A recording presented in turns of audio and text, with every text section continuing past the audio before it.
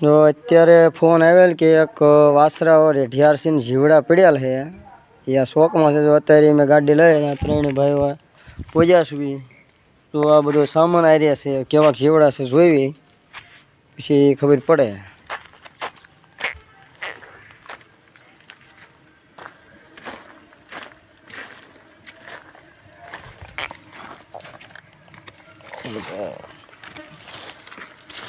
પકડ તો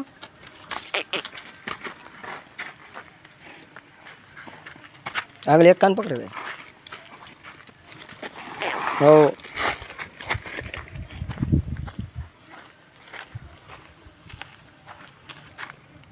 જીવડા તો જો ફૂલ છે. આને બસ દવા બવા ચાલુ કરી જોઈ લઈને પછી એક સેવાભાઈ દાદા છે સંબંધિત વિછ્યા એને દઈ દઈશું. એટલે વિછ્યા પાંજરાપુરમાં એ વ્યવસ્થા કરી મૂકશે.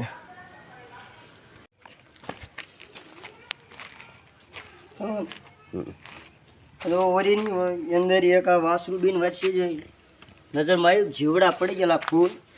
જીવડાનો પાટો બાટો બાંધીને થાય એટલી જો વ્યવસ્થિત સારવાર કરી છે.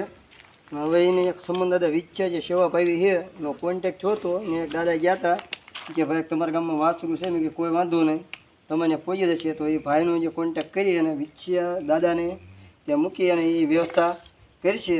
આ રીતે થાય એટલે સારવાર કરી છે.